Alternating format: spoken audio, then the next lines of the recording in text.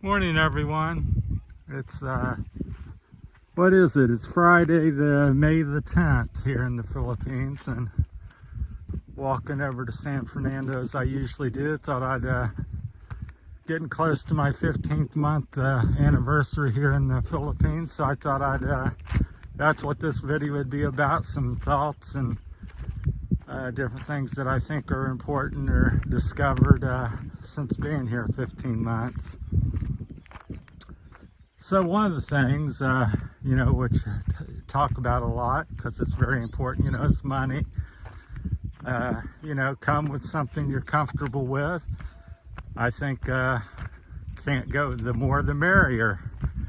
You can live on about any budget that you want here. It's kind of like going out to eat. You can go out to eat and get pizza and ice cream and coffee and soda pop and spend 1,500 pesos or something, 1,000 pesos. Or you could go out and you get a rice and some bony fish, we'll call it, and spend 75 pesos or something. So it's really how you want to live and stuff. So be prepared for that. Another thing, people come over and there's a resort. I don't know if you can see it very well. I'll zoom in on it. It's kind of hard to see. Their flags are flying, but they started a resort over here this past year. And people come over and they, think, many people come over and they, the first thing they think, well, I'm going to start some sort of business here, which, is in itself, it's a great idea. But the reality of it here in the Philippines, I would say, 75% are unsuccessful or fail. And a couple stories to go with at least one. I talked to a British man. He has a resort here locally.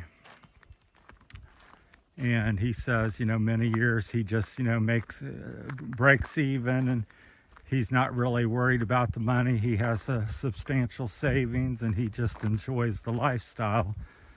And I think that's what commonly happens, because the profit margins are, can be very low. And I know there's always somebody, I've so-and-so started something and they're doing really well. Well, that's the minority. And then my experiences here in the province, I live in Barotac, Viejo, Iloilo, and I lived in a couple barangays now, San Fernando and Santo Tomas.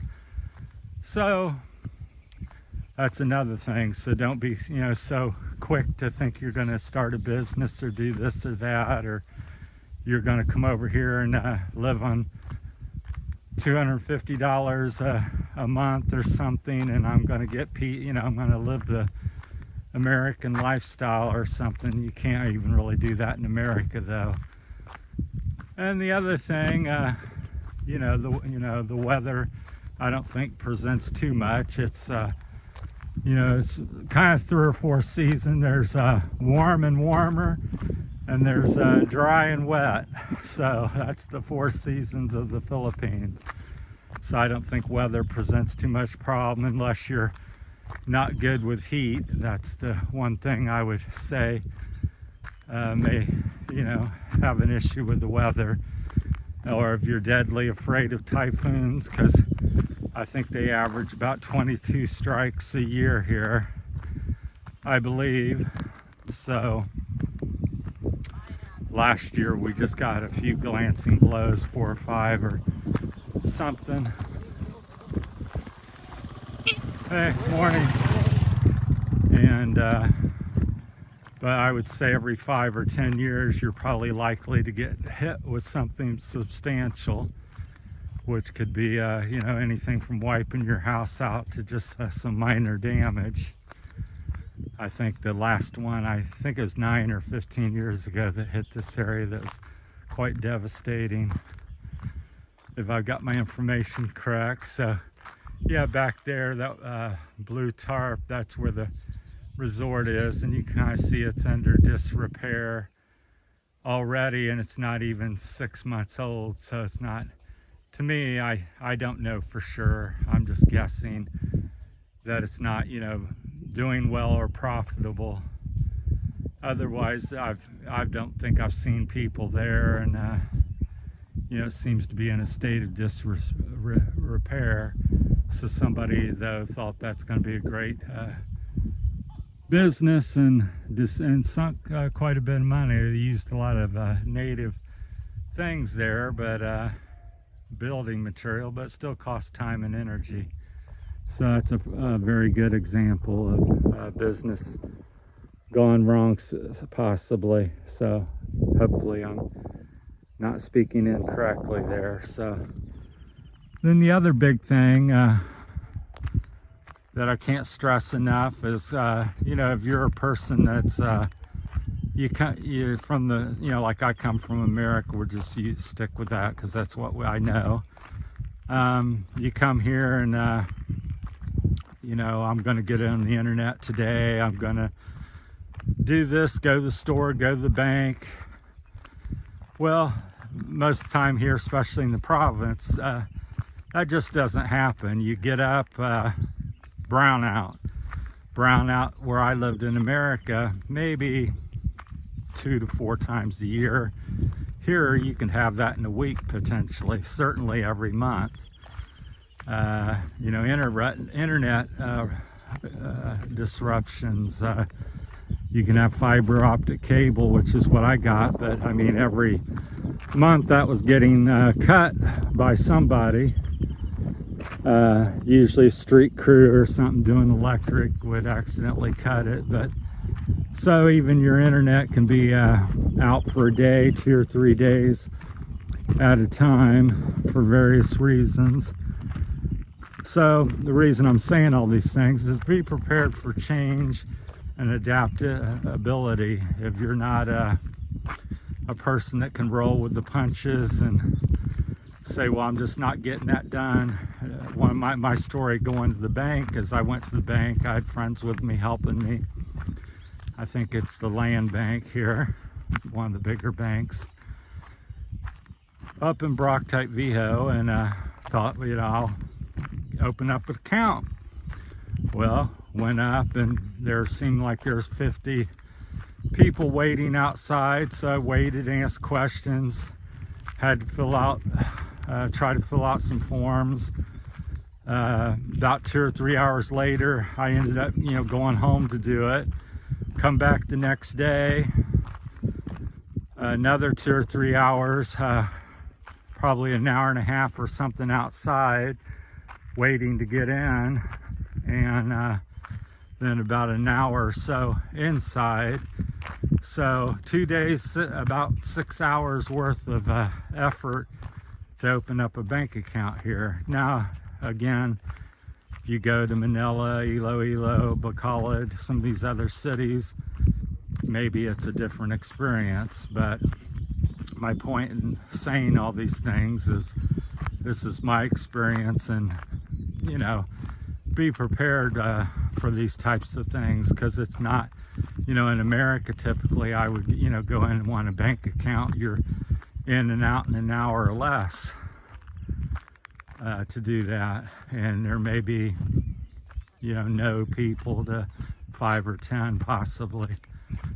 So that's just some things to consider. You know, be flexible with things. This is not your home country, and just be adaptable, and you'll be okay here. But if you're not an adaptable person, then good morning. Then you're going to have struggles. So if you think, you know, buying a car, go again in the West, you go to the auto dealership. I want a Toyota Corolla. I want it in red or yellow or blue. Well, take your pick, sir. Here you go. I want a Toyota Corolla. Well, we got Chevy. It comes in purple. And if you want a Toyota, we make and get and maybe a month, 6 months, and when it comes, it may be purple, or it may not come. So that's kind of the way things are here. So I've got different stories about that, where I've ordered something and I get blue foot pegs for the motorcycle. They come, they're not the right fit, not the right, not made like the picture. So lots of that stuff going on. And then we're end on the, the people and stuff, just culture differences. Here everybody says, hey brother, hey friend, almost everybody, God bless. But in the West, not used to that so much. They either don't talk to you, or when they talk, they just talk. And here, you hear, oh, friend, brother. I think, oh, they must know me or really like me or something. But that's not the case. That's just a phrase they say. So your mission or thing you got to think about is, well, who is my friend, and who is blessing me and things like that. So, and then what I find is maybe out of 100 people, you might have 2 to 5 that are, really are your friends. It depends on your definition again of friendship and, God and all these different things, and who, what is a brother. So I've made a few videos about that. It's a whole nother topic, but, so get used to that. So, because at first you're like, man, this is the most friendly country in the world. Everybody's my brother, everybody's my friend and sister, and everybody's loving the Lord and blessing me. And it is a friendly country, but not everybody that says they're your friend is, really what, a definition of a friend is. They may never see you again or, help you out or do anything, but they've called you friend and said you're their friend. So in that case, I've got 6, 7, 8,000 friends based on Facebook and messages and things like that. So, but I can tell you, when I have issues or need some help, I've got maybe 2 or 3 or 6 out of 8,000 that come to your aid and say, oh, I got time, I help you.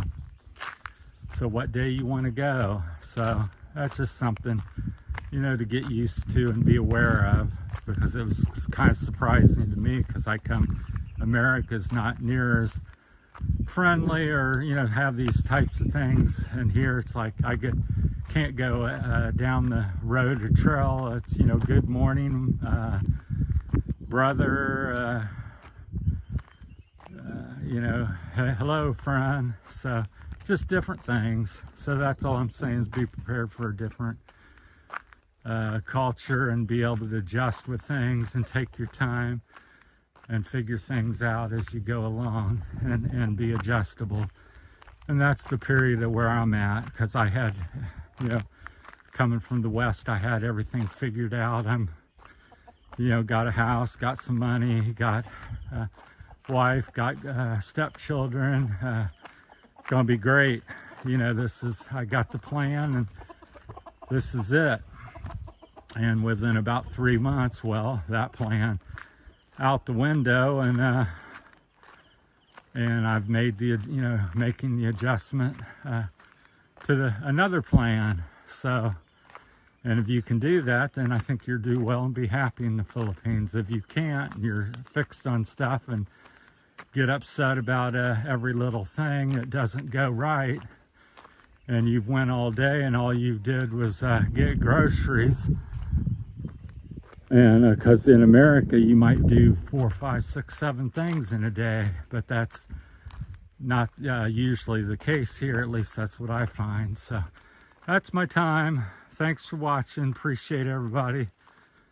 We're getting ready to hit the 1,000 subscriber mark. So thank you for all that, and we'll talk to you later. Once again, it's May the 10th here in the Philippines, and I'm going to head up the mountain here shortly. Thanks for listening. Take care.